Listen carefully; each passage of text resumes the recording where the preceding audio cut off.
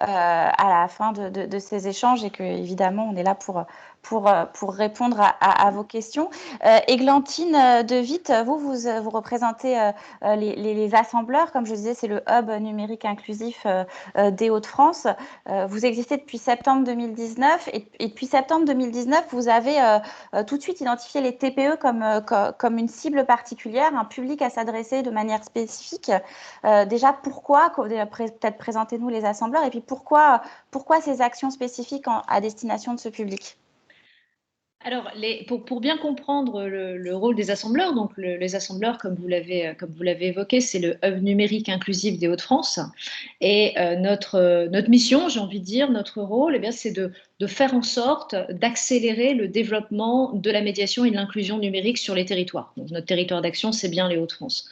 Donc, pour faire ça, on travaille, pour être très caricatural, avec deux typologies d'acteurs. D'une part, on travaille avec les acteurs publics et notamment les collectivités territoriales pour les aider, pour les accompagner dans ce que je vais appeler l'opérationnalisation de leur politique publique en matière d'inclusion numérique. Et puis de l'autre côté, on travaille aussi bien sûr beaucoup avec les lieux, avec ceux qui font cette médiation numérique pour les aider à développer une offre qui soit en adéquation avec le besoin du territoire, avec les besoins émergents, etc. Quand on parle d'inclusion et de médiation numérique, on parle beaucoup de grand public. Et rapidement, au niveau des assembleurs, on s'est dit, mais en fait, cette fracture numérique concerne 20% de la population, et comment on va aller toucher cette population en fracture numérique dans ce qu'elle est, dans ce qui est important pour elle et dans ce qui l'interpelle. Et bien sûr, la cible d'un artisan, d'un commerçant, d'un dirigeant de TPE, son principal intérêt et l'énergie qu'il va consacrer essentiellement dans sa vie, c'est bien sûr à son entreprise. Et on s'est dit, et je pense que Margot a mis tout ça en avant, il y a une vraie fracture numérique chez ce public d'artisans, de commerçants, de dirigeants de TPE, mais on est vraiment sur une cible très particulière qu'on ne va pas réussir à toucher et à accompagner avec j'ai envie de dire, les outils traditionnels de la médiation numérique. Pourquoi? Parce que ça a été évoqué largement, ce sont des gens qui n'ont pas le temps. Et la question du temps est quelque chose d'essentiel. Ce sont des gens, comme l'évoquait Régis juste avant, qui n'ont pas forcément conscientisé. Pour eux, c'est pas essentiel. Voilà, leur activité, c'est pas le numérique. Et bon, on verra ça plus tard. C'est pas prioritaire, c'est pas essentiel. Et pourtant, notamment la crise sanitaire, mais pas que, met en avant qu'on a une vraie problématique avec ce sujet-là. Et donc, en courant de l'année dernière, et notamment pendant la première phase de la crise sanitaire, on a pas mal réfléchi à ce sujet-là. Et on s'est dit comment on peut travailler à développer une offre de médiation numérique pour les commerçants, sachant qu'il y a plein de choses qui existent, mais que ce n'est pas forcément bien connecté. Donc, on a échangé avec la Banque des Territoires et par le biais d'une aide de la Banque des Territoires, on a recruté une personne, donc qui est Thomas, qui est là ce matin, qui parle aussi sous mon couvert. Je parle sous son couvert plutôt. Qui est arrivé, qui a rejoint l'équipe au mois de novembre et qui est arrivé dans l'équipe pour mener une expérimentation pendant 1 an sur les territoires Action Cœur de Ville et sur ces territoires identifier des territoires avec une maturité suffisante pour expérimenter le maillage d'un écosystème et le développement d'une offre spécifique à destination des TPE et des PME. Voilà.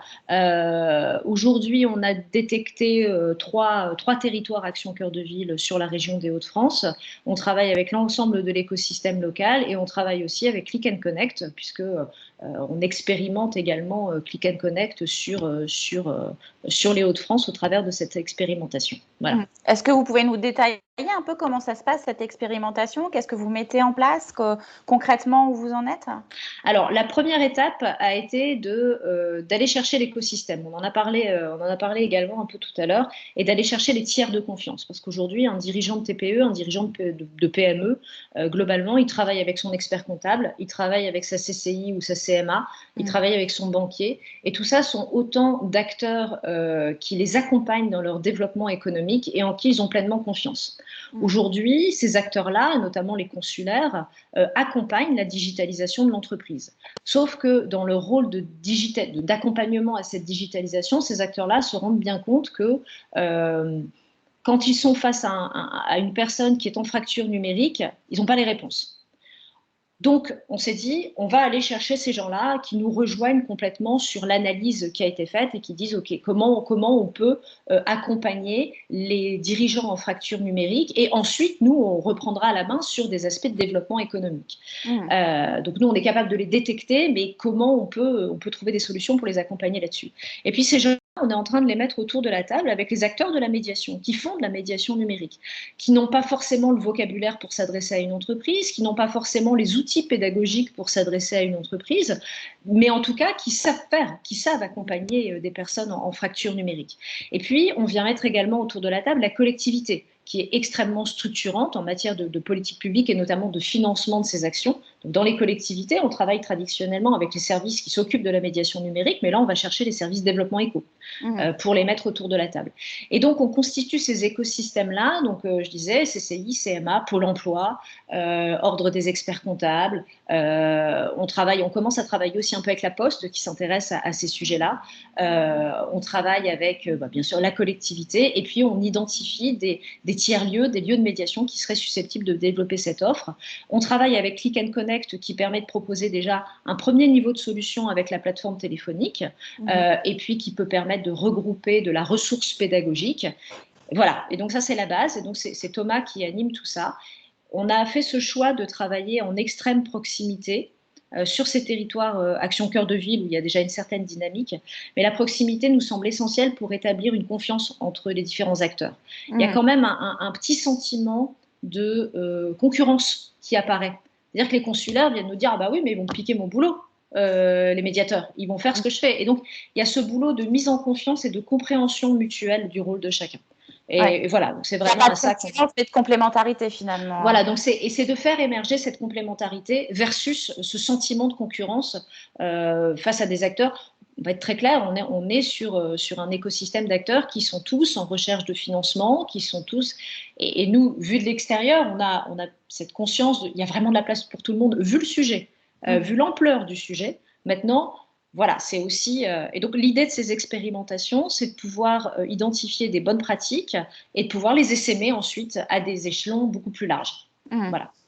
On y reviendra. Bénédicte Roulier, on voit que différentes actions sont mises en place. Vous êtes représentée France NUM, vous allez peut-être nous repréciser les missions de France NUM, mais dans ce cadre-là, vous montrez que le numérique peut être un allié pour les TPE, et vous avez essayé justement de travailler à différents outils et différents dispositifs pour faire connaître et pour montrer que l'importance du numérique pour les TPE, notamment cette émission qui s'appelle Connect ta boîte.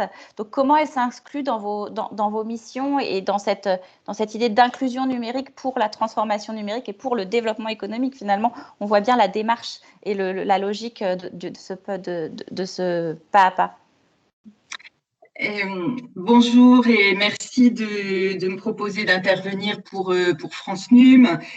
Donc en fait, en quelque sorte, moi j'arrive avec les projets de la Direction générale des entreprises France NUM et de ses partenaires avec une expérience et des propositions au titre de la transformation numérique, et c'est effectivement intéressant de rencontrer les acteurs de l'inclusion numérique pour voir la complémentarité entre les deux. Donc France NUM, en fait, c'est la marque de la politique publique de transformation numérique des entreprises qui est conduite par la DGE avec plus de 60 partenaires, les réseaux consulaires, des banques. On a aussi un réseau territorial de 3000 activateurs. Pour définir nos actions, on a fait une étude. Alors, je ne sais pas si les chiffres DGE qui ont été cités par Margot, c'était aussi en partie nos chiffres. Mais nous, en fait, on a notre ADN, en fait, c'est de parler aux TPE à partir de leurs besoins concrets. On a entendu le problème qu'ils n'ont pas de temps, qu'ils ont du mal à comprendre pourquoi le numérique. Donc, en fait, le parti pris qu'on va avoir, c'est de leur parler de développer leurs fichiers clients, de leurs problèmes de temps, mais pas d'alléger un peu l'injonction au numérique qui finit quelquefois par les bloquer, en fait. Donc, ça, c'est un enjeu essentiel. Et on a fait, en fait, une étude qui n'est pas uniquement basée sur la maturité numérique. Il y a deux axes, en fait, pour comprendre les TPE. C'est quels sont leurs projets et quelles sont leurs dynamiques de projet et quelles sont leurs maturités numériques. Et ça nous a permis de les segmenter en 5 groupes, avec deux segments qui sont les moins avancés en numérique, qui vont être des prudents et des demandeurs, mais les demandeurs vont avoir des projets. Donc, on ne va pas parler de la même façon à des TPE qui ont des projets et à des TPE qui sont peu matures en numérique, mais qui ont aussi peu de projets. Et on va avoir aussi des TPE qui sont réceptives. Elles sont plus avancées en numérique et elles sont plus dynamiques en projet. Et ça va être plus simple et pas les mêmes leviers pour les aborder. Et en fait, notre cible et les priorités de la politique publique pour la transformation numérique, on l'évalue aujourd'hui à 1,6 million de TPE-PME dans ces 3 segments. Et on a aussi des segments d'opportunistes et de statiques que ne cible pas en priorité. Donc, voilà sur quoi sont basées les actions de France Num. Et dans le cadre de cette étude, on a quelques chiffres sur lesquels on se base. C'est qu'on a 68%, comme ça a été cité par monsieur Yann, j'écorche pas son nom, on a 68% de TPE-PME, c'est un chiffre de début 2020 qui, j'espère, a progressé, qui ne sont pas convaincus des bénéfices concrets du numérique pour leur activité. Donc ça nous a semblé un travail majeur pour France Num, pour l'État, en fait, d'investir pour améliorer le terrain et ensuite le déploiement des actions des partenaires de France Num. Donc c'est dans ce cadre-là qu'on a investi sur ce magazine télé qui s'appelle Connecte ta boîte. Et bien sûr, on ne va pas parler des entreprises éloignées du numérique à partir de médias numériques. Donc là, on est sur des actions qui sont sur d'autres médias. Donc là, on est vraiment sur une communication massive. Et ce qui est intéressant dans ce magazine TV, c'est qu'on est sur la valorisation des métiers. On n'est pas, le numérique ne sera jamais un but, en fait. C'est un moyen. Donc on est sur la valorisation des métiers. Du point de vue de la forme, c'est un magazine qui ressemble à de la télé-réalité. C'est le pari qui a été fait pour que ce soit distrayant, agréable à regarder et qu'on touche le grand public extrêmement largement. Et sur le fond et sur l'objectif, c'est une émission de sensibilisation. Elle se déroule en fait donc la première saison, on verra si ensuite on continue sur d'autres saisons, est constituée de 3 épisodes. Le premier épisode a été diffusé en janvier et mettait en scène un couple de boulangers-pâtissiers. Donc l'enjeu, c'est de montrer le métier, de vraiment, et ça, on a fait des tests utilisateurs, ça a été extrêmement apprécié. Et après, de montrer pour un métier extrêmement concret, qui en lui-même n'est pas du tout numérique, en quoi le numérique peut aider à ce métier. Et le deuxième épisode est en cours de diffusion. Donc, chaque épisode est diffusé en petites séquences de 4 minutes et après, il y a un épisode complet de 26 minutes. Et là, c'est un artisan ferronnier qui est diffusé pareil.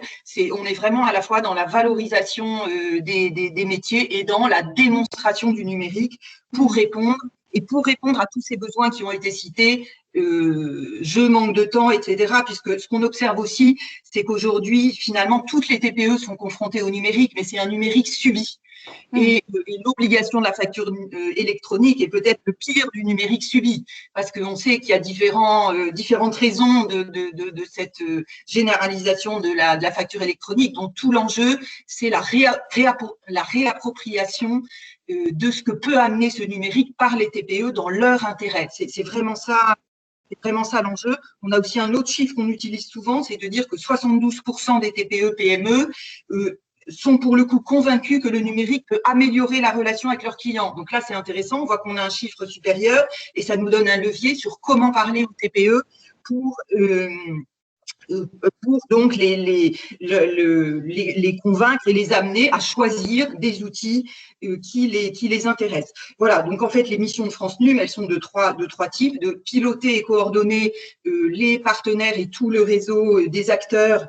Et je rejoins tout à fait ce qui a été dit sur les prescripteurs de terrain, sur la confiance. Il y a une vraie question aujourd'hui, pas que de la sensibilisation, mais d'accompagner le passage à l'action et au moment du passage à l'action, que la TPE ait confiance et qu'elle ait une vision du ROI et du retour sur investissement du choix qu'elle va faire. Donc ça, c'est vraiment un levier essentiel.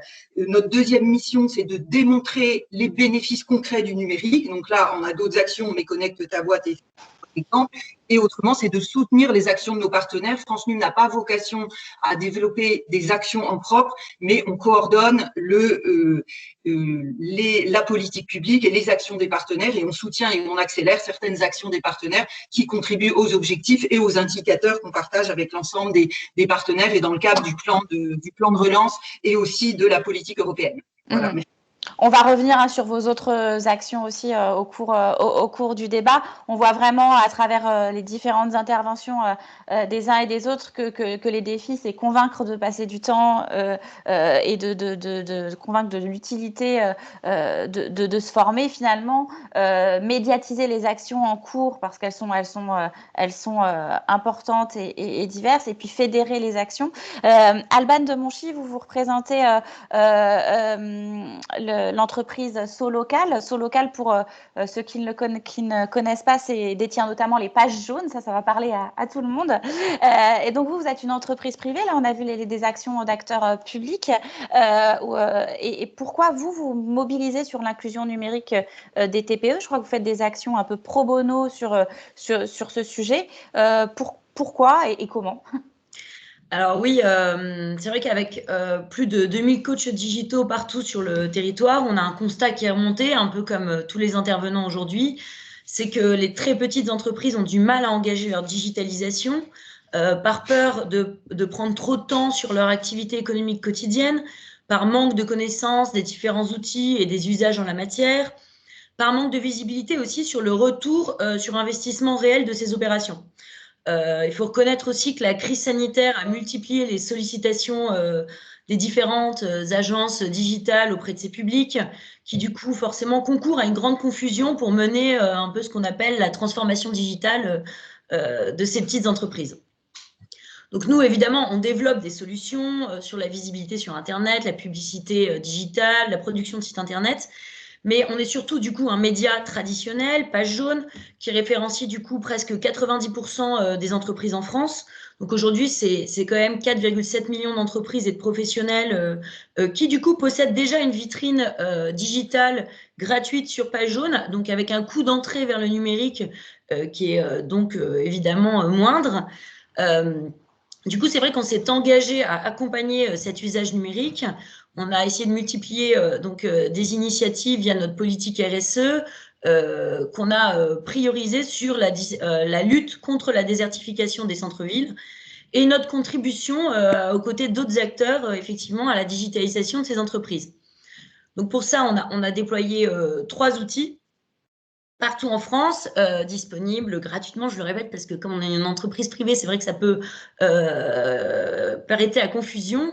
Le premier axe, c'est la mise à disposition de plateformes locales entre annuaires et marketplace auprès des collectivités territoriales et des autres institutions pour leur permettre en fait de valoriser les commerces de proximité et les entreprises locales, donc auprès de leurs concitoyens. Construire aussi une politique publique en monitorant l'équipement de ces entreprises à travers la remontée de data de notre plateforme, combien on utilise le click and collect, combien mettent à jour régulièrement leurs informations, etc. Et puis, évidemment, encourager ce premier vernis digital dans la pratique des artisans et des commerçants, puisque, évidemment, on le remarque aussi que la communication, c'est un enjeu fort, en fait, dans cette transformation des petites entreprises. Le deuxième axe, du coup, c'est évidemment la mise à disposition, au même titre que d'autres acteurs, d'un audit digital pour permettre aux entreprises d'évaluer leur maturité numérique et aussi la qualité de leur présence sur Internet. Parce que ça, on le remarque, hein, une petite TPE peut avoir telle information sur tel média et puis sur un autre média va avoir une autre information. C'est vrai qu'en tant que consommateur final, on a du mal du coup à aller voir ce professionnel si le numéro de téléphone est différent sur 4 médias. Donc voilà, ça on le couple avec un accompagnement personnalisé d'un coach digital. Et puis le troisième axe, c'est le partage de notre expertise pro bono aussi, à travers des ateliers digitaux qu'on veut extrêmement pédagogiques, qui sont, disons, la maille un peu après, effectivement, les enjeux d'inclusion numérique, parce qu'on essaie aussi de sensibiliser plus largement aux mécanismes de présence sur Internet, aux enjeux du référencement, la différence avec la publicité digitale, mais aussi les bonnes pratiques pour un site internet efficace, quelles informations je dois mettre. Mais justement, la question, c'est souvent, c'est aussi par où je commence, quoi. Moi, on se dit, mais là, on parle d'inclusion, mais est-ce que c'est ouvrir mon compte Facebook, et c'est créer ma page, mon mail? Est-ce que c'est passer à la facturation électronique? Est-ce que c'est faire un Excel pour, voilà, comment on fait pour quand on est une TPE, pour identifier les besoins qu'on a et finalement s'y mettre. Je crois que vous avez une sorte de méthodologie que vous pouvez peut-être nous partager. Oui, alors l'idée, c'est effectivement de partager des bonnes pratiques, donc présenter quelque chose de très concret pour l'entreprise, pour qu'elle puisse s'identifier entièrement à la pratique, avec évidemment aussi des exemples locaux. On essaie de s'attacher à chaque fois à présenter les exemples des entreprises sur le territoire, pour qu'ils puissent aussi voir que voilà, c'est pas que dans les grandes métropoles, ça se fait aussi dans tous les territoires en France. Et ça, c'est important de pouvoir leur donner les clés un peu d'identification. Et puis après, effectivement, on a développé, on essaie de proposer toute une méthodologie parce qu'on se dit que finalement, je suis une petite entreprise, je vais avoir besoin en fait de me dire, petite 1, je mets à jour par exemple ces informations, mes informations et mes coordonnées professionnelles sur les différents médias sur lesquels j'apparais. Petit 2, effectivement, peut-être que je peux publier des actualités, créer de la récurrence, communiquer sur mon activité, me créer un peu une sorte de marronnier pour pouvoir justement être présent quotidiennement, enfin pas quotidiennement, mais de manière régulière sur Internet. Après, effectivement, voir comment je peux solliciter mes clients pour obtenir des recommandations, soigner mon e-réputation. Trop de professionnels et de petites entreprises ne répondent pas aux avis qui sont pourtant aussi essentiels quand on passe à l'acte d'achat final. On essaie aussi de donner des faisceaux d'indices pour se dire, mais de quelle solution digitale j'ai besoin? Parce qu'alors, on vous propose toute une pléiade, effectivement, d'outils, effectivement, de click and collect, de demande de rendez-vous, de prise de rendez-vous, mais est-ce que tout le monde en a besoin? Est-ce que j'ai besoin d'un site internet? Une simple page sur les réseaux sociaux peut suffire aussi. Donc, ça, c'est aussi de voir comment, effectivement, l'entreprise peut se placer vis-à-vis de toute cette pléiade d'outils et de choisir une bonne première entrée pour pouvoir, après, éventuellement, déployer une autre présence. Et puis après, effectivement, donner les clés pour aller encore plus loin. Est-ce que je dois faire, maintenant que je suis outillée un peu numériquement, est-ce que je vais vers la publicité ou je ne sais quoi, voilà.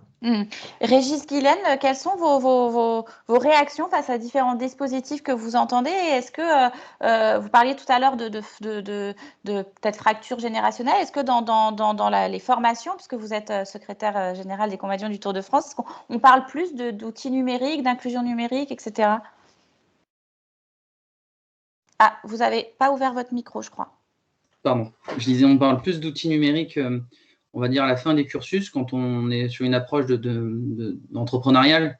Alors, il est vrai que moi, j'ai eu aussi dans mon parcours une phase où j'ai été formateur, dans un centre de formation pour apprentis, où j'ai essayé d'initier chez les plus jeunes l'utilisation d'outils numériques. Alors, on peut repérer comme une fracture, si vous voulez, on a utilisé des logiciels, nous, pour la formation initiale, pour la gestion des établissements, ainsi de suite. Et on s'est bien rendu compte que même les plus jeunes, alors, ils ont des smartphones, ils sont à fond réseaux sociaux, ils connaissent tout ça, mais ils n'ont même pas d'adresse mail, par exemple. Ils ne savent même pas comment la créer. Donc, on était obligé de créer leur adresse mail. J'entendais e-réputation, par exemple, ça, on les a sensibilisés aussi à la e-réputation pour comprendre un peu ces enjeux-là, d'avoir une vie sur le numérique. La fracture, elle peut aller aussi, elle se voit des plus jeunes, et je pense que là où moi j'ai pu réussir des fois à sensibiliser on va dire des plus jeunes en formation, c'est sur leur envie entrepreneuriale, de leur expliquer que l'outil numérique leur permettrait de gagner plus de temps en entreprise, et ce temps ils pourraient le mettre à travailler mieux ou faire une meilleure prestation auprès des clients. Donc, finalement, je pense que le bon vivier pour moi, c'est de leur expliquer que c'est un atout pour se mettre à son compte, de bien maîtriser les outils numériques. Ça fait toujours beaucoup plus professionnel. Alors, je ne parle pas que des réseaux sociaux hein, quand je dis outils numériques. Hein, je parle vraiment, par exemple, les mails ou plein d'autres choses où on peut avoir des agendas partagés, enfin, des choses comme ça pour prendre des rendez-vous. On n'a pas de Doctolib pour les artisans, par exemple, plombiers. Ça pourrait être intéressant d'avoir ce système-là pour prendre un rendez-vous. Enfin, voilà, il y a plein de choses qui pourraient exister, mais ça, c'est peut-être aussi au syndicat de se mobiliser ou différents artisans de se mettre ensemble. Et sur les différents dispositifs dont on vient de parler, est-ce que vous les connaissiez? Comment faire rencontrer les dispositifs et les TPE finalement? C'est une des questions qui est remontée de l'étude d'Archipel & Co. Alors après, je ne connaissais pas les dispositifs, pour être très honnête. On va dire qu'on ne se doute pas de tout ce qu'il y a, vraiment. Alors peut-être parce qu'aussi on est plus lié à l'artisanat dans le monde du bâtiment, plutôt que où ça reste un aspect primordial, je pense, pour les commerçants aujourd'hui, d'avoir un outil numérique performant. Mais on y vient progressivement. La plupart des centres de formation ont bien compris ça. Donc là, je vous parlais de moi, de mes initiatives personnelles, mais j'ai quelques centres de formation qui se tournent vers des structures pour l'accompagnement, pour de la formation sur Excel. Enfin voilà, on a des choses comme ça qui existent. Mais après, le lien ne s'est peut-être pas encore bien fait aujourd'hui avec les structures de formation privées, peut-être. Églantine de Witt, c'est pour ça que vous parliez de tiers-lieux tout à l'heure et de prescripteurs, c'est ces tiers de confiance dont parlait aussi Margot Philippe qui peuvent amener cette rencontre et cette adéquation entre les besoins et les dispositifs qui peuvent aider les TPE. Tout à fait. Je trouve que la remarque qui vient d'être faite est importante. Il y a une forme je pense il y a une forme d'offre qui est très très large et je pense dans laquelle les dirigeants sont perdus. Il y a beaucoup d'entrées, il y a beaucoup de choses qui existent et aujourd'hui, dans les échanges qu'on peut avoir avec des dirigeants de ces TPE, souvent on nous parle de guichet unique, mais mettez-nous un truc en place sur lequel on sait qui on peut aller voir et avoir toutes les réponses. Et en fait, c'est beaucoup pour ça que on travaille vraiment à la croisée de ces deux mondes pour éviter de multiplier les canaux d'entrée. Aujourd'hui, un dirigeant de TPE, il va s'adresser prioritairement à quelqu'un qui l'accompagne sur son développement économique. C'est complètement, c'est tout, c'est normal, c'est logique. Donc, c'est aussi pour ça qu'on travaille beaucoup avec la région. Alors, je ne les ai pas cités tellement on travaille avec eux, puisqu'on est au quotidien auprès de la région, et donc qui aussi est au pilotage de ces différents dispositifs, et ça nous permet de les identifier. Et dans le choix des prescripteurs, on est vraiment sur des prescripteurs qui sont des prescripteurs du monde économique. Et quand on est, par exemple, je donnais l'exemple d'un agent en CMA, il va accompagner un dirigeant de TPE sur ses problématiques économiques, et puis en tirant le fil, il va mettre le doigt forcément rapidement sur des problématiques potentielles de digitalisation. Et là, il y a des solutions qui existent. Et c'est pour ça que je voudrais revenir aussi sur un point, c'est qu'on parle de digitalisation, et nous, on essaie de faire la différence entre inclusion et digitalisation. On parle de choses un peu différentes. C'est-à-dire qu'on peut avoir un dirigeant d'entreprise, un commerçant par exemple, qui se dit « Ok, il faut que, notamment avec la crise sanitaire, il faut que je développe du click and collect, il faut que je me mette sur une marketplace, etc. etc. » C'est une chose, mais là, généralement, on est face à des entreprises qui ont déjà une certaine maturité, ce qui était évoqué également par Bénédicte Roulier. Donc, il y a une certaine maturité et c'est une solution qui est proposée. Et c'est une solution en lien avec la digitalisation de l'entreprise. Quand on est face à une entreprise, à un entrepreneur qui est vraiment en grande difficulté avec le numérique, la réponse est différente. Et c'est là où le dirigeant n'est pas capable, entre guillemets, n'est pas conscient de ce problème, ne voit pas où est le problème, c'est là que son conseiller économique est en capacité de lui dire « Attention, vous avez un enjeu fort là-dessus, et il y a des solutions qui existent, et on va vous orienter, on va vous prendre un peu par la main pour vous orienter vers ces solutions. » Et c'est vraiment là-dessus qu'on travaille. Voilà, donc sur la connexion de ces deux mondes. On l'a dit, hein, c'est aussi convaincre les TPE que c'est de consacrer du temps et de l'argent. Bénédicte Roulier, vous avez des actions pour justement à la fois de formation et de chèques numériques pour aider justement à initier cette inclusion numérique. Vous pouvez nous en parler ? Oui, alors bien sûr, je vais faire le lien et rebondir sur ce qu'a dit Églantine de Witt, qui est que bien sûr c'est au niveau local et bien sûr c'est la région qui pilote la politique économique. Hein. Ils ont cette mission de développement économique et j'aurais dû le dire, j'ai oublié de le dire, que France Num est copilotée avec les régions en fait. On a une coordination très régulière avec les régions, ils sont au comité de pilotage, etc. Et c'est bien sûr à ce niveau-là que l'offre va se structurer puisque on propose, il y a des aides qui existent au niveau de l'État, mais il y en a aussi qui existent au niveau des régions. Donc finalement, l'offre complète, c'est au niveau local qu'on va la connaître en fait. Au niveau le niveau national va contribuer et proposer des services, mais il y aura, ça se complétera avec d'autres choses. Donc les aides et les dispositifs qu'on propose, j'ai mis un lien dans le chat sur la page qui est sur le site de Bercy avec tous les dispositifs dans le cadre de la relance, parce qu'il faut savoir que France Num a eu des financements spécifiques dans le cadre de la relance qui ont permis d'accélérer certaines actions. Donc, on a effectivement ce chèque de 500 € qui a été annoncé au moment du deuxième confinement par Bruno Le Maire pour, en gros, aider les entreprises qui avaient été obligées de fermer d'un point de vue administratif, qui ne pouvaient plus accueillir leurs clients, qui donc, on les incitait fortement à faire des dépenses pour se numériser. Et donc, c'est une aide forfaitaire qui permet de bénéficier de 500 € si on peut produire des factures d'acquisition de solutions, d'abonnement à des solutions ou d'accompagnement. Donc voilà, la facture, en fait, la date de la facture, je le dis, s'il y a des personnes intéressées, elle doit être datée entre le 30 octobre et le 31 mars, mais on est sur le point de prolonger ça. Voilà, la prolongation est à peu près acquise. Je pense que l'info officielle sera disponible très vite.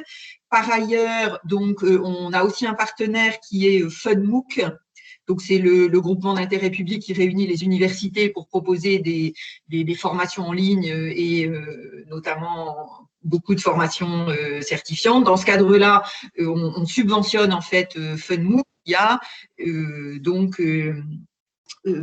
sélectionné un opérateur pour proposer un MOOC qui s'appelle Ma TPE à rendez-vous avec le numérique, qui est mis en œuvre par l'Université de Montpellier. La première session a eu lieu en janvier-février et on a encore 3 sessions qui vont se dérouler. Donc, la prochaine est en mai, si je ne me trompe pas. Les inscriptions doivent être déjà réouvertes ou vont se réouvrir.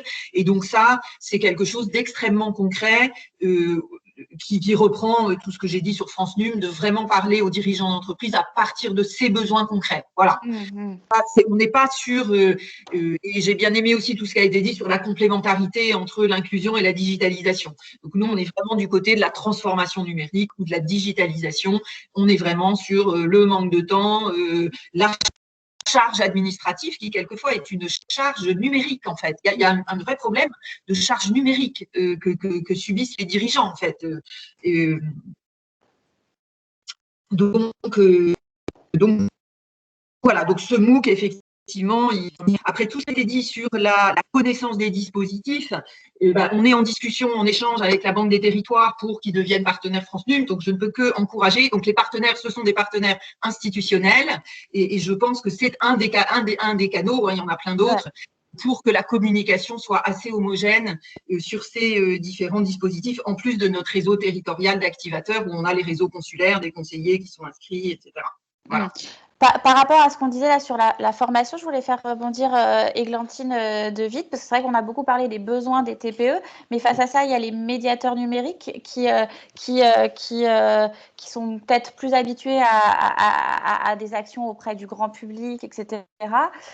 Comment eux peuvent développer une offre spécifique et un parcours spécifique? Comment justement s'adapter? Comment eux peuvent leur proposer une offre adaptée à leurs besoins finalement? Alors ça, pour nous, c'est le deuxième étage de la fusée dans le projet. C'est d'une part, on va mettre les bons acteurs autour de la table et faire se parler et établir une certaine confiance. Et là, on rentre dans la phase où on fait travailler les acteurs économiques avec les médiateurs. On a une offre de médiation qui est existante.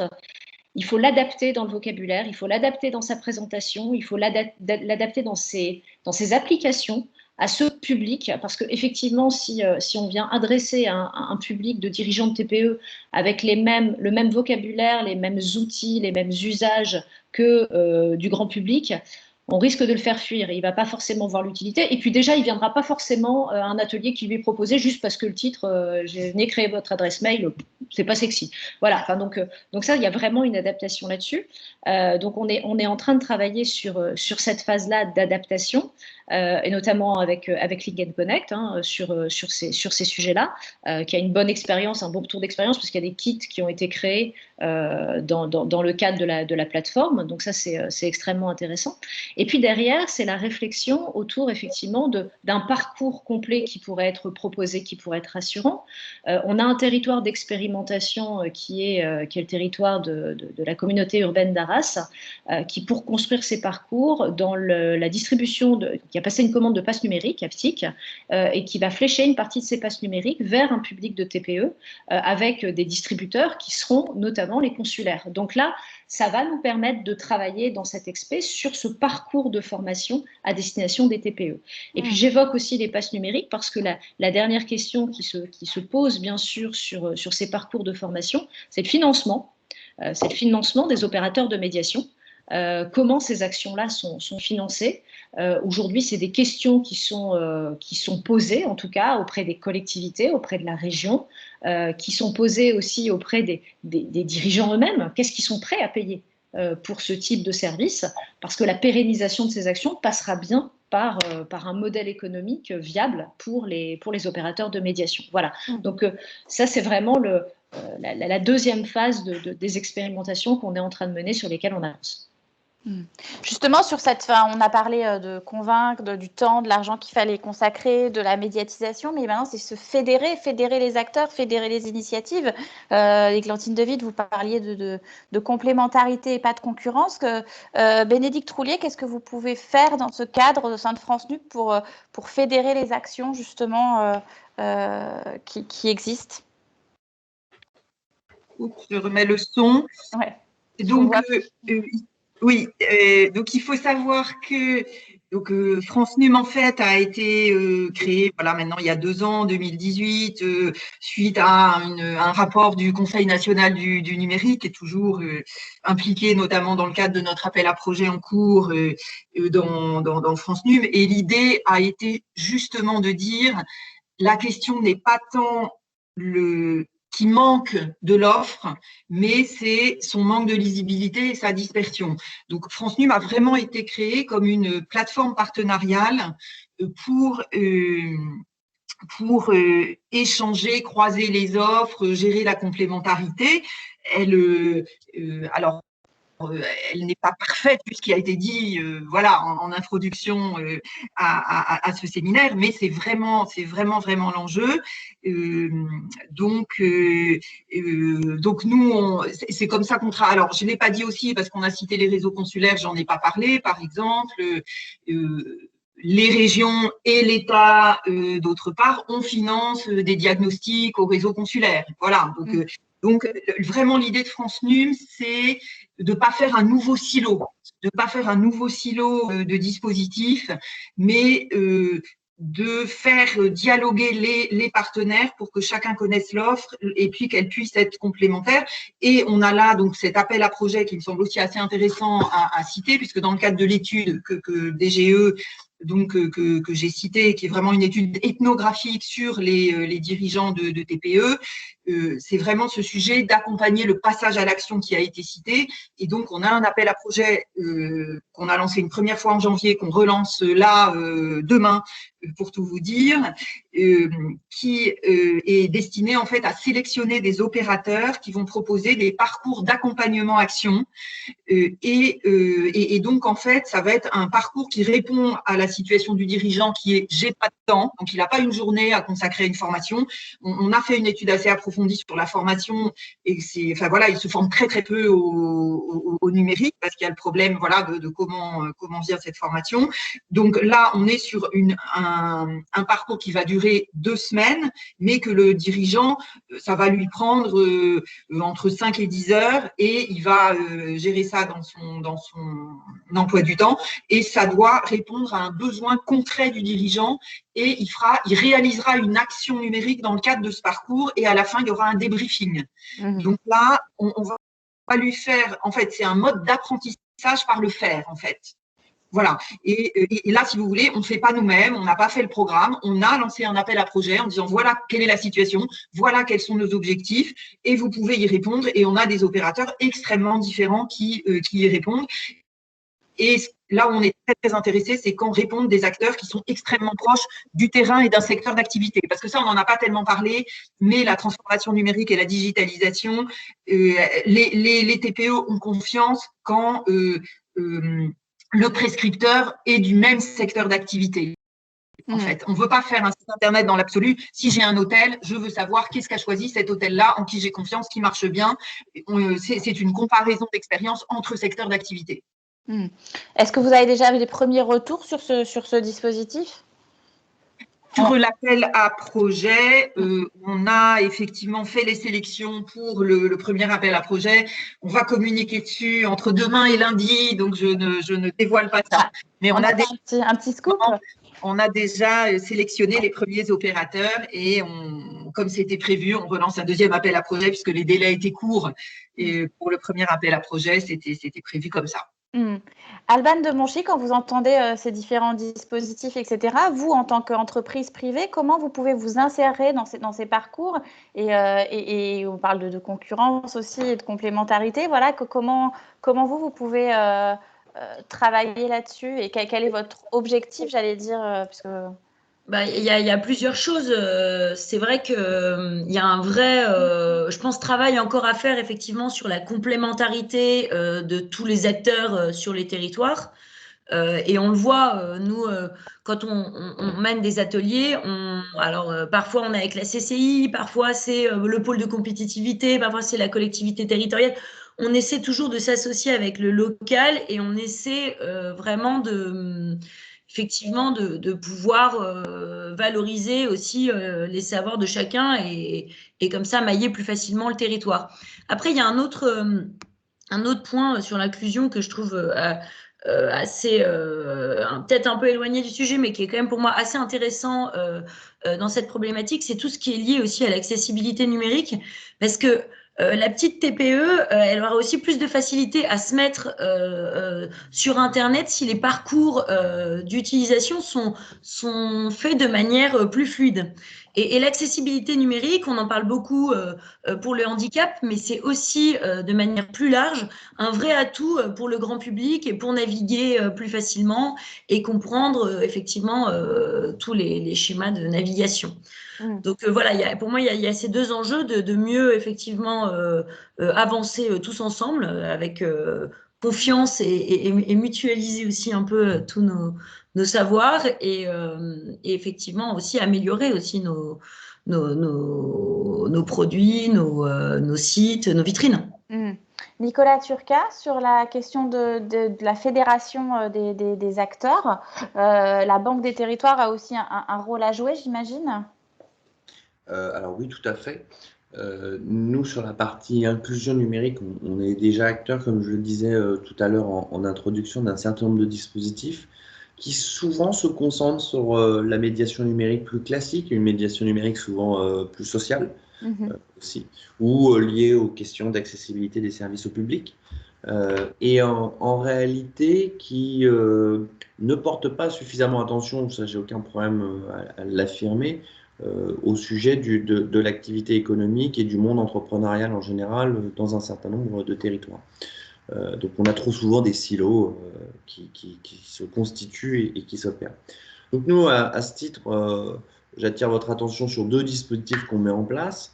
Et si vous êtes un acteur de l'inclusion numérique, en tout cas, c'est le moment de vous mobiliser autour de deux problématiques. Donc si vous êtes déjà, par exemple, un hub territorial pour un numérique inclusif, l'exemple des assembleurs est particulièrement parlant puisque sur le périmètre Action Cœur de Ville, on a décidé de financer, la Direction régionale Hauts-de-France a validé ce financement, la mise en place de ce poste dédié à l'inclusion numérique dans le monde économique, on va dire.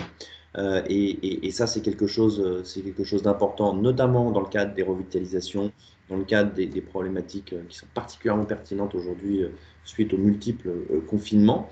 Donc ça, c'est la première chose. Donc on incite vraiment les hubs existants à aller se constituer volontaires, on va dire, auprès de nos directions régionales et sur la base de la motivation des collectivités territoriales. Il faut aussi que les collectivités soient allantes et que, dire presque qu'il y ait des lettres de soutien d'un certain nombre d'agglomérations et de villes en la matière. Ça, c'est la première chose. La deuxième chose, c'est on initie une nouvelle vague de hubs territoriaux pour un numérique inclusif. On vient de la lancer. Il y a des territoires qui ne sont pas encore couverts.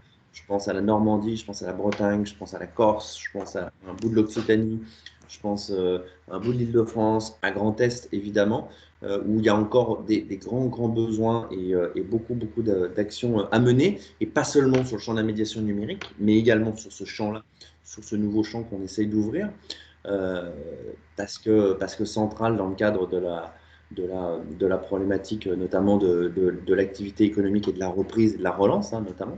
Et nous, c'est la nouvelle vague de hubs et le financement des hubs, notamment, s'inscrit dans le cadre de la contribution de la Caisse des dépôts à l'ensemble des dispositifs relance mis en place par le gouvernement. Voilà. Puis je dirais juste un mot, parce que je pense qu'il y a encore des dispositifs à caler et à ajuster autour de la notion de conseiller numérique qui, bien sûr, va être déployé dans les prochains mois. On a 4000 conseillers numériques en cible à déployer sur les territoires. Il se pourrait, en effet, et j'en discutais hier encore avec la NCT, ça ne serait pas illogique qu'un certain nombre de conseillers numériques fassent l'offre de services standard, le numérique du quotidien, mais également accompagnent un certain nombre d'entreprises, d'entrepreneurs, de micro-entreprises, de TPE. Les ressorts, on l'a vu, sont un peu similaires. Donc, c'est l'occasion justement de mutualiser et de faire bénéficier un certain nombre d'entreprises ces savoir-faire. Voilà. Avant de vous laisser la parole pour des questions, je voulais juste faire réagir Régis Guilaine sur tout ce qu'on a évoqué et savoir si ce n'est pas finalement la question aussi de la formation tout au long de la vie qu'il faut initier auprès des TPE. Si, alors je pense qu'il y a des choses intéressantes. Là, j'ai entendu des expérimentations. On va dire que de toute manière, le numérique bouscule beaucoup de lignes, même dans les métiers plus manuel. Nous, on a un impact très fort. Alors, je parlais plus de mon métier, on va dire, original, d'origine, menuisier, mais aujourd'hui, on voit très bien le numérique entrer dans les ateliers avec des machines à commande numérique. Enfin, voilà, il y a tout un impact. Le bâtiment est en pleine transformation. Donc, forcément, que les pratiques des PME et des TPE vont muter aussi. Donc, ça, c'est peut-être un moyen, via cette sensibilisation de la formation tout au long de la vie. Je pense que l'ensemble de nos citoyens sont en train d'en prendre compte, qu'il faut se former tout au long de sa vie pour être performant continuellement avec ces changements. Je pense que c'est une chose qui va rentrer en ligne de compte et on le voit déjà dans les programmes de formation, donc je ne suis pas trop inquiet à ce sujet-là. Et puis, les initiatives, on va dire, un peu existent dans beaucoup de CFA, dans beaucoup de lycées, pour mettre les jeunes vraiment sur le numérique, mais plus axés sur l'outil gestion en entreprise. Donc, les choses vont évoluer rapidement. Alors après, savoir si ça évolue assez rapidement ou pas, ça, je n'ai pas les chiffres pour le dire aujourd'hui. Merci. J'imagine qu'il y a eu pas mal de questions sur le chat. Peut-être que Julien Mauduit de la MENNUP peut nous relater quelques questions à transmettre à nos intervenants.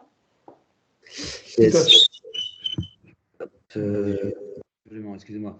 Alors, effectivement, il y a pas mal de questions qui ont été posées sur le chat. Il y en a la plupart qui ont quand même trouvé leur réponse directement, mais il en reste à poser. Juste avant ça, je voulais juste rappeler qu'il y a une enquête qui a été réalisée, qui est en cours de réalisation auprès des acteurs de cet écosystème. Voilà, si vous avez 2 minutes pour y répondre, Caroline a mis le lien il y a quelques minutes et Antoine est en train de le recopier dans le chat. Alors, s'agissant des questions, on a une première question de Frédéric Moreau. Qui demande comment savoir au niveau des aides l'existence des structures, alors quelle est la proactivité de ces structures vers les centres de formation, donc des aides économiques, je suppose, dont vous parliez, Frédéric, si vous voulez peut-être préciser à qui vous adressez cette question. Est-ce que tu peux le faire Est-ce que tu peux peut-être mettre son micro? Bonjour Frédéric. Sinon peut-être. Oui, On est en train de donner le micro à Frédéric.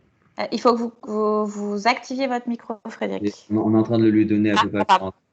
Normalement. Frédéric, il est là. Frédéric a quitté la conversation. Bon, c'est pas grave. Ouais. Mais peut-être que Bénédicte Roulier peut donner des infos sur les aides économiques. Alors, je suis désolée, j'étais en train de répondre à la question des opérateurs et je n'ai pas suivi. Donc, excusez-moi. Julien, est-ce que vous pouvez la redonner, s'il vous plaît? Alors, je donne la question comme elle a été posée parce que comment savoir l'existence des structures, quelle est leur proactivité vers les centres de formation?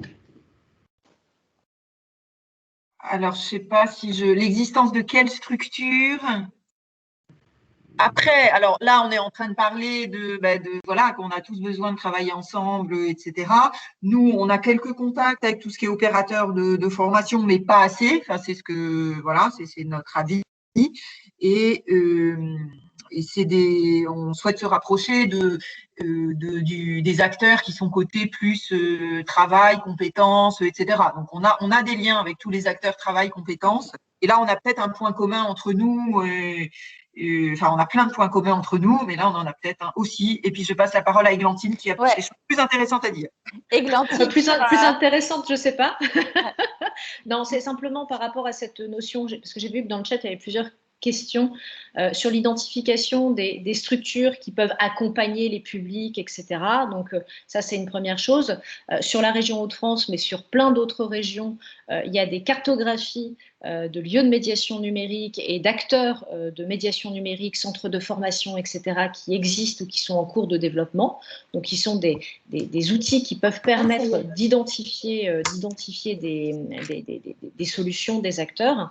Et après, j'ai vu qu'il y a eu beaucoup la question des aides économiques. Là, effectivement, c'est très vaste aussi, cette question d'aide économique aux entreprises pour être accompagnées sur des sujets de digitalisation, etc.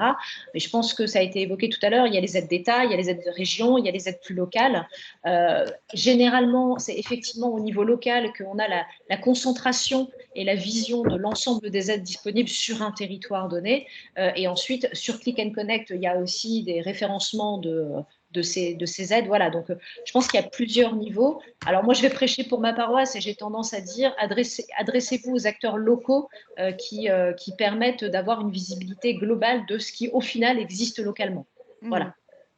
Et peut-être juste pour compléter, nous, ce qu'on voit aussi, c'est qu'au final, il faut aussi orienter la TPE vers un conseiller, en fait. Il faut peut-être pas trop se dire qu'on arrivera à faire l'outil magique avec l'évaluation qui dira c'est cette aide-là. Et puis, il y a aussi une chose, plus le numérique se généralisera, moins l'aide sera dédiée au numérique. Et la TPE, elle pourra avoir besoin de l'aide pour un projet et pas que pour le numérique. Voilà. Et il y a plein de... C'est les tiers de confiance dont on parlait effectivement tout à l'heure avec les prescripteurs, etc. D'autres questions peut-être, Julien? Du coup, moi j'ai le micro qui est allumé. Allez-y. Donc voilà, c'était en fait ma question, elle était pour rebondir sur ce qu'avait dit Régis tout à l'heure.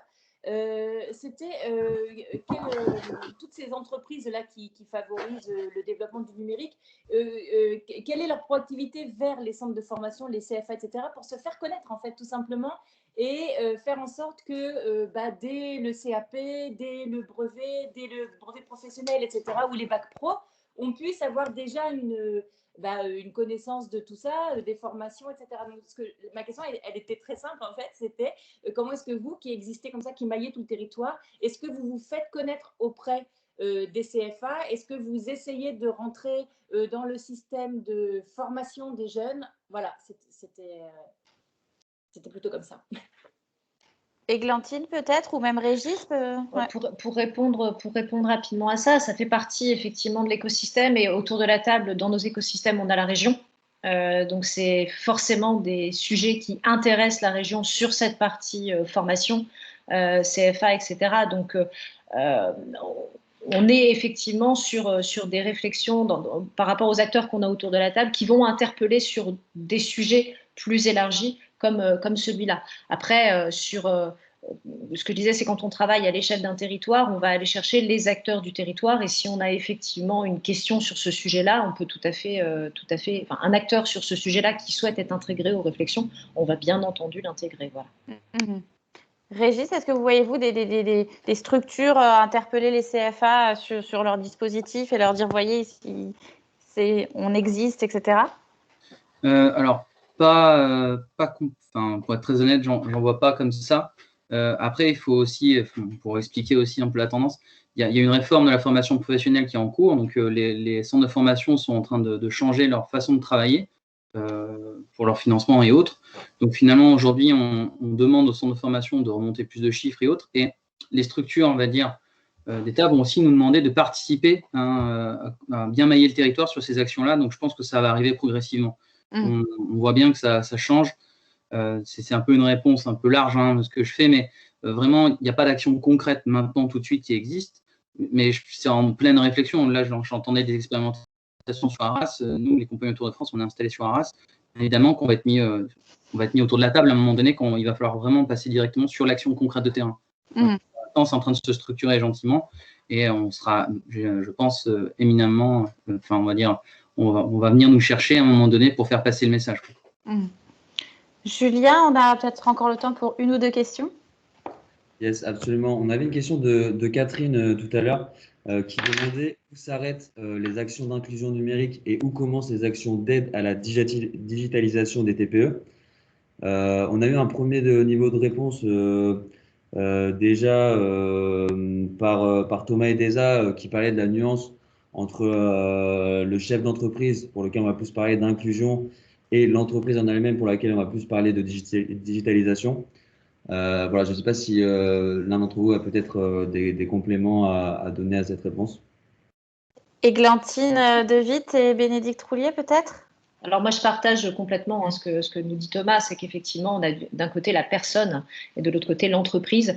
Maintenant, c'est une excellente question et c'est tout l'enjeu qu'on traite dans la relation entre notamment les organismes consulaires et les acteurs de la médiation pour faire ce lien. Attention, il n'y a pas de concurrence, on n'est pas exactement sur les mêmes sujets.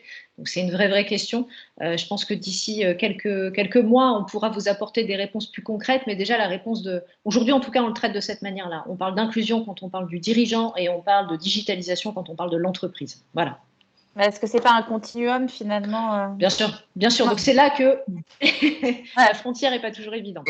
Oui.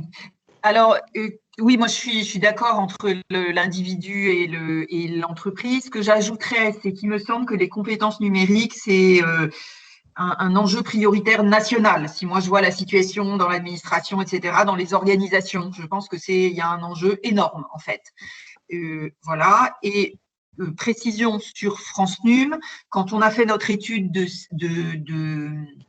de ciblage, en fait, on a réduit le nombre, en fait, on a quitté la vision de l'entreprise comme une structure juridique, parce qu'il y a une tradition qui est de compter les structures juridiques, donc ça va être les numéros SIRET, etc., mais on va compter les structures, on ne sera pas en structure productive. Et donc, on a ciblé, par exemple, en ne comptant pas, en fait, les auto-entrepreneurs qui ont une activité complémentaire. On considère que ça, on sera plus sur de l'inclusion, en fait. Donc nous, on a essayé de cibler pour être voilà, plus pertinent et avoir des priorités dans nos actions sur vraiment les structures productives. Et c'est comme ça qu'on est arrivé avec nos segments à 1,6 million de TPE à accompagner en priorité dans le cadre de cette politique de transformation numérique et de digitalisation.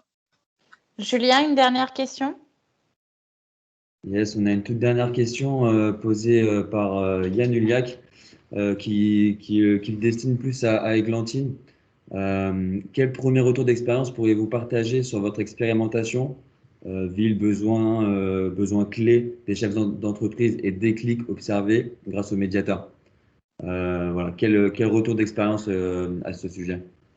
Alors, on n'a pas encore les conclusions et les retours d'expérience là-dessus. On les aura dans les prochaines semaines, puisqu'on est en train d'entamer les premières actions concrètes d'accompagnement de TPE avec des opérateurs de médiation, notamment avec des écosystèmes qui sont relativement prêts pour accueillir ces TPE sur la ville de Soissons, sur la ville de Calais. Donc voilà, la suite au prochain épisode pour vous faire ces premiers retours d'expérience qui vont nous permettre d'élargir l'expérimentation et puis de les s'aimer en s'appuyant sur les réussites et puis en trouvant des solutions aux difficultés qu'on aura rencontrées. Sûrement un nouveau petit-déj dans quelques mois ou quelques temps. Un grand merci à nos intervenants. Je vais laisser la parole à Nicolas Turca pour un mot de conclusion. Merci en tout cas pour ces échanges riches et intéressants. Nicolas, est-ce que… Je crois que Nicolas a dû nous quitter un peu en avance. Je vais prendre la conclusion. Merci beaucoup en tout cas à tous les intervenants et intervenantes ce matin. C'était très intéressant et très, très dynamique. On a beaucoup apprécié les échanges. Merci aussi Sylvie pour l'animation, c'était très réussi. Et effectivement, ce n'est que le premier petit déjeuner d'inclusion numérique qu'on organise. On aura un second Parlons Inclusion numérique qui devrait avoir lieu à la fin du mois de juin ou début du mois de juillet. On vous tiendra au courant de toute façon. Une petite précision encore peut-être sur l'enregistrement de la réunion. Donc nous l'avons réalisé, mais non pas pour la diffuser ensuite, plutôt pour vous proposer une restitution écrite qui devrait arriver en début de semaine prochaine. Et enfin, on a également partagé un formulaire. N'hésitez pas à le remplir. On vous l'enverra également avec la restitution. Merci beaucoup. Et puis, il est 9h58. Donc, on vous souhaite une très bonne journée et à bientôt pour d'autres petits déjeuners de ce type. Au revoir. Merci beaucoup. Merci. Au revoir. Merci. Au revoir. Au revoir. Merci à tous. Merci à tous. Au revoir. Au revoir.